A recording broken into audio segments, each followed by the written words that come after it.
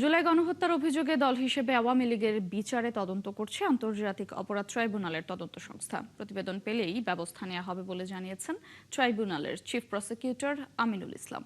দুপুরে সংবাদ সম্মেলনে তিনি এসব তথ্য জানান। জুলাই গণহত্যায় সহযোগিতা সহ বিভিন্ন অপরাধের অভিযোগের তদন্তে প্রমাণ পেলে আইন অনুযায়ী দলটির সম্পদ বাজেয়াপ্ত করা হতে পারে বলেও জানান আন্তর্জাতিক অপরাধ ট্রাইব্যুনালের এই প্রসিকিউটর। একই সঙ্গে আওয়ামী লীগের সঙ্গে অন্য কোনো দলের সম্পৃক্ততা থাকলে তারাও বিচারের আওতায় আসবে জানিয়ে তিনি বলেন, এ বিষয়ে সরকারের পক্ষ থেকে কোনো চাপ বা হস্তক্ষেপ নেই।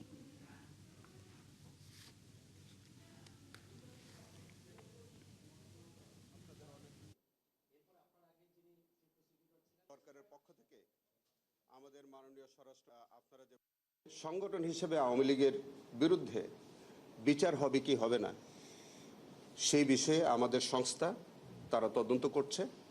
তদন্ত করার পরে যদি সংগঠন হিসেবে আওয়ামী লীগের বিরুদ্ধে প্রাথমিক অভিযোগ পাওয়া যায়, আমার কাছে রিপোর্ট যদি দাখিল করা হয়, আমি আন্তর্জাতিক অপরাধ ট্রাইব্যুনালের চিফ প্রসিকিউটর হিসেবে রিপোর্ট প্রাপ্তির সাপেক্ষে প্রয়োজনীয় ব্যবস্থা গ্রহণ করার সুযোগ আছে। এবং আপাতত আপনাদের অবগতির জন্য জানাচ্ছি যে এই বিষয়ে আমাদের তদন্ত সংস্থায় তদন্ত চলমান আছে।